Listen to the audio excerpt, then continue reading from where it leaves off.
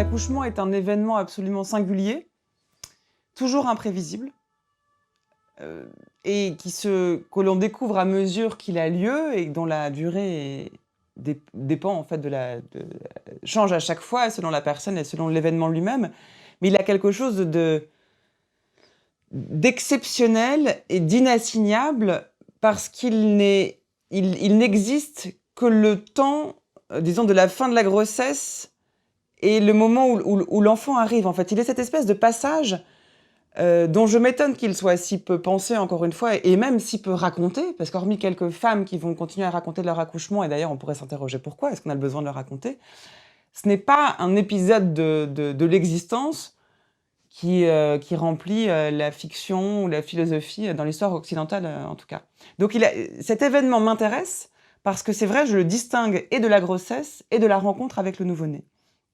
Il m'intéresse d'autant plus que le terme d'accouchement, et le fait d'accoucher, est un mot qu'on emploie plus qu'on ne fait l'expérience, souvent de manière métaphorique. On dit qu'on va accoucher d'un livre, on accouche d'une idée. Socrate faisait de l'accouchement la métaphore du travail philosophique. Socrate précisait bien, il disait, moi je ne suis pas du tout sage, je suis comme une sage-femme, c'est-à-dire que mon métier n'est pas moi-même d'accoucher de ma sagesse, mais de faire en sorte que les individus autour de moi, qui détiennent la sagesse sans le savoir, puissent accoucher de cette vérité. C'est ce qu'on appelle la maïeutique. Et cette conception de la pratique de la philosophie comme l'art d'accoucher ou de faire accoucher est quelque chose qui a traversé l'histoire de la philosophie, qui a été remise en question, qui n'est pas évidemment la seule manière de pratiquer cette philosophie, mais qui reste quand même quelque chose à laquelle on revient. Cette idée que ça permet quand même d'identifier le philosophe au sage, quand bien même Socrate ne revendique pas la sagesse lui-même. Et de deux choses l'une. Soit la philosophie est une affaire d'accouchement. Et alors comment explique-t-on que l'acte d'accoucher, l'acte réel de l'accouchement d'un corps par un autre, de la femme qui accouche, soit aussi peu présent dans l'histoire de la philosophie? Ça voudrait dire alors que la philosophie ne serait qu'une métaphore, ce qui, reconnaissez-le, est quand même assez bizarre à dire et inquiétant. Soit la philosophie n'est pas du tout une affaire d'accouchement, et alors quelle est-elle? Comment définir ce qu'est la pratique de la philosophie? Quelle autre image, ou bien serait-ce une absence d'image qui permettrait de désigner ce qu'est la pratique de la philosophie? Voilà pourquoi le terme d'accouchement m'intéresse, parce que d'un côté comme de l'autre, il semble remettre en question des choses qui, encore une fois, dans l'histoire de la philosophie, paraissent tenues pour acquises. Et le jour où je me suis rendu compte de ça, et c'était en effet après avoir accouché moi-même, je ne pensais pas du tout en faire un livre, et je ne pensais pas du tout que ça allait être un récit qui intéresserait quelqu'un d'autre que moi. Mais le jour où je me suis dit, mais au fond, l'expérience que je viens de faire, dans ce qu'elle a à la fois de traumatisant et de galvanisant, pourquoi cette expérience-là est-elle autant passée sous silence, alors même que le terme est employé autant que métaphore? Le jour où j'ai pris cette question au sérieux, et je me suis dit, mais qu'est-ce que ça aurait changé à l'histoire de la philosophie si celle-ci avait été faite par des personnes en mesure d'accoucher?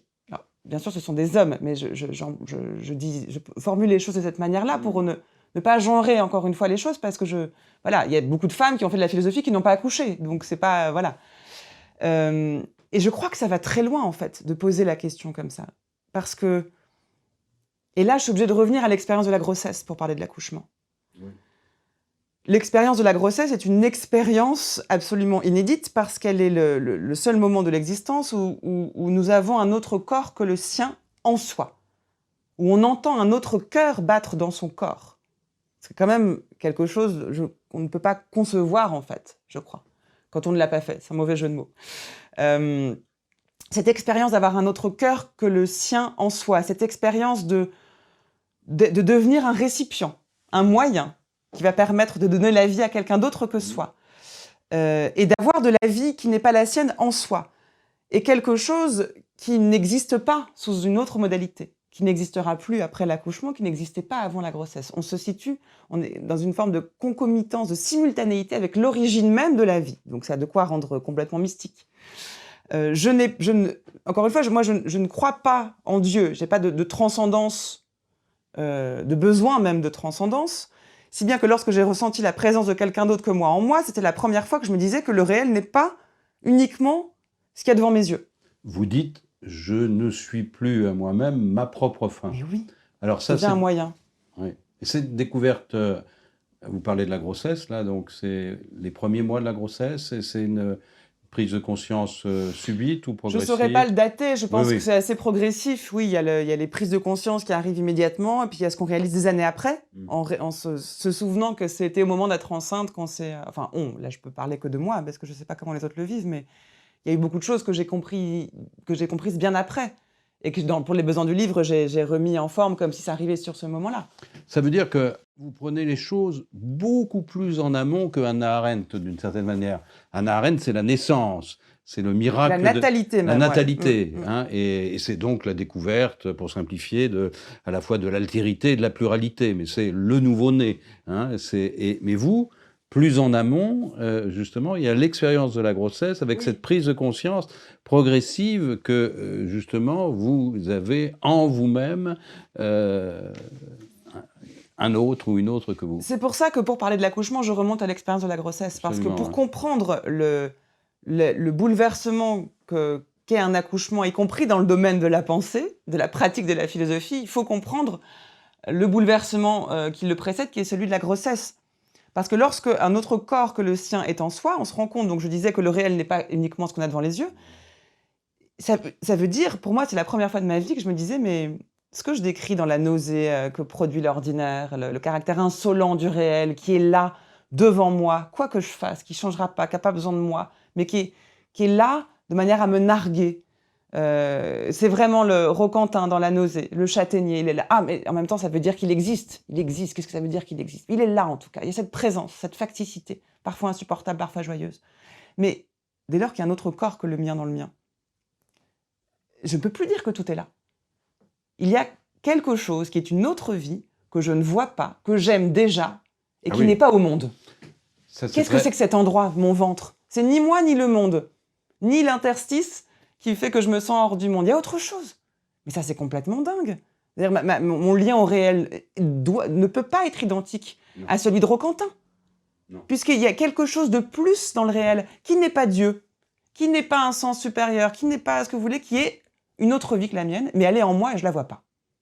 L'autre point, enfin vous venez de l'énoncer là, mais de manière un peu implicite, c'est effectivement aussi la découverte de cet amour inconditionnel, et vous employez cette expression qui est très juste, mais qu'est-ce que c'est ce type d'amour qui se passe de la rencontre? C'est-à-dire, on aime avant d'avoir rencontré. C'est fou. Là aussi, non mais c'est vrai. C'est vrai que c'est fou. Y a-t-il d'autres expériences? Alors qu'est-ce qu'on aime? Est-ce qu'on aime l'image qu'on se fait de cet enfant? Est-ce qu'on aime, dans le meilleur des cas, la personne avec qui on a fait cet enfant? Et est-ce qu'on s'aime soi-même? Est-ce que c'est du narcissisme? Enfin, je me reproduis, donc je suis satisfaite que ma propre vie ait enfin une continuité. Je ne sais pas. Je crois vraiment, en tout cas dans mon cas, qu'il y a une expérience d'un amour pour quelqu'un d'autre qui existe sans que je le voie. Si vous voulez, je me souviens même du moment où j'ai pris conscience qu'il y avait de l'amour pour cet enfant que je n'avais jamais vu. Le moment où j'ai senti ce lien. Ah oui, oui, je peux le dater, je sais très bien à quel moment ça arrivait dans la grossesse. Et jusque-là, j'avais ce rapport, je découvrais, j'étais intriguée, etc. Et il y a eu un moment, une expérience, encore une fois, où soudain, j'ai compris que j'aimais cet enfant, qui avait 5 ou 6 mois de vie embryonnaire. Donc, et quelque chose s'est déclenché en moi, quelque chose a basculé, qu'il y a eu un avant et un après, puisque cet amour-là ne s'est jamais éteint, heureusement, et sans doute ne s'éteindra-t-il jamais. Mais alors qu'est-ce qui s'est passé à ce moment-là? Pourquoi est-ce que cette modalité du réel dont je parlais, qui est absolument nouvelle et pourtant inconnue, est d'emblée teintée et faite de cet amour-là? J'ai pas la réponse à cette question, mais ça montre à quel point cette expérience qui précède celle de l'accouchement est déjà en elle-même quelque chose qui fait penser différemment. Je me demande même, est-ce que Pascal aurait écrit les pensées de cette manière-là s'il avait fait cette expérience? Est-ce que Descartes aurait eu besoin de mettre en doute méthodiquement et radicalement l'intégralité de l'existence du monde et de son propre corps s'il avait fait l'expérience en lui-même? Alors, de quoi exactement? De sa propre certitude d'exister. Au fond, c'est ça, la découverte de l'expérience de la grossesse et qui précède la rencontre, qui précède l'accouchement. c'est que le simple fait d'être un moyen pour qu'un autre que moi existe prouve de manière indubitable ma propre existence. Je ne peux plus douter que je suis en vie, puisque je m'apprête à donner la vie. Je ne peux plus faire comme si je n'existais pas, puisque je ne peux plus me dire que je cherche un ancrage, que je peux mettre en doute l'existence des gens autour de moi, je peux tout mettre en doute. Il y a une chose dont je ne peux plus douter, c'est moi-même et c'est ce corps qui lui-même détient une autre vie, un autre cœur, un autre corps. Ça renverse toute la perspective qui est pourtant la mienne, une perspective très sceptique, qui cherche des ancrages, qui se demande si tout n'est pas en permanence questionnable, de quoi sommes-nous vraiment sûrs. Descartes a besoin de Dieu pour prouver l'existence finalement de son propre être et de l'existence du monde. Est-ce que l'expérience de porter un enfant en soi n'est pas aussi une preuve, non pas de l'existence du monde, mais une preuve de l'existence de soi? Peut-être. Et ce qui était très délicat pour moi à réaliser et ensuite à écrire, parce que ça va à l'encontre de l'idée de la libération de la femme qu'on se fait aujourd'hui. Ce serait plutôt davantage du côté de l'affranchissement de la biologie qui nous contraint chaque mois à envisager la possibilité d'avoir un enfant et de voir que cette possibilité n'aura pas lieu avec tout ce que ça peut entraîner de mélancolie ou au contraire de fait d'être rassuré selon les tempéraments et les moments de la vie. J'ai vécu l'expérience de la grossesse et de l'accouchement comme étant peut-être une libération, en tout cas un affranchissement, c'est vrai, pas par rapport à la biologie, mais par rapport à ce que je croyais que le réel allait faire de moi. Et comme dans la mesure où j'ai choisi cette expérience, parce que je pense que c'est très différent quand on l'a choisi, quand on l'a pas choisi, et qu'elle s'est bien passée, il y a ça aussi. Je parle pas de l'accouchement, je parle de la grossesse et de la rencontre ensuite avec le nouveau-né. C'était pour moi l'occasion de vérifier, peut-être, ou de m'apporter la certitude, la garantie que c'était dans les moments de transformation de soi, la grossesse reste quand même une transformation assez inouïe, que je me sentais au bon endroit. Au fond, c'est ça. Vous dites que vous faites l'expérience de la passivité. Non seulement vous faites l'expérience de cette passivité, enfin de cet enfant qui, indépendamment de vous, si Oui. je puis dire, se transforme dans votre ventre, mais vous affirmez que vous consentez à cette passivité avec un certain bonheur. Parce que je l'ai choisi. Et oui, parce que je dis que la grossesse me repose de moi. Ce qui est une phrase qui a beaucoup marqué. Je me suis rendu compte ensuite, on m'a beaucoup demandé de la commenter, parfois en riant ou en souriant, et parfois au contraire en étant perplexe. Alors que pour moi, elle est vraiment évidente. Pourquoi est-ce que la grossesse repose de soi? Mais parce que le ventre, le montre bien d'ailleurs, fait écran à beaucoup de choses.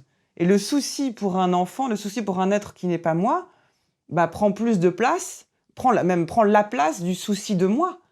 Et il y a quelque chose, oui, de reposant d'être, en tout cas pour moi, d'être enfin presque au second plan. C'est qu'il y a une infinité de choses qui se dissolvent instantanément parce qu'elles n'ont plus lieu d'être, parce qu'à cet instant précis, pendant ces quelques mois, oui, je ne suis plus à moi-même ma propre fin. Pourquoi est-ce que c'est aussi délectable? Parce que je sais que ça ne va pas durer. Et c'est une expérience absolument inouïe. Certes, très courante, beaucoup de femmes font l'expérience de la grossesse.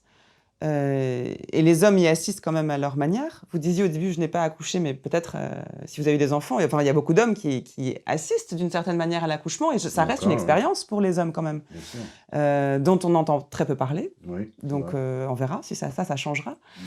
Bon, enfin bref, tout ça pour dire qu'en fait l'expérience de la grossesse et de l'accouchement, pourquoi est-ce que j'y tiens autant? C'est parce que j'y vois vraiment le lieu d'un pivot. J'ose pas dire d'une révolution parce que le terme est trop fort, mais c'est ce que ça m'évoque dans la pratique même, dans la conception qu'on se fait de la pensée. Et je crois que si on cesse de les considérer comme des images ou comme des moments de la vie sur lesquels ça vaut pas trop le coup de revenir parce qu'au fond, qu'est-ce qu'on va dire de la grossesse et de l'accouchement? Alors c'est comme je emploie à nouveau le terme, comme il y a les révolutions coperniciennes, les révolutions métaphysiques, mais là, partir de la grossesse et partir de l'accouchement comme origine de la pensée, je crois vraiment que ça change tout. Et le livre n'est qu'un appel. Je ne montre pas, je ne prouve pas. Je soulève ce point-là et mon souhait le plus cher, ce serait que beaucoup de personnes s'y engouffrent et fassent le travail que moi je n'ai pas fait. Et pour cause, là, il fallait d'abord écrire ce livre.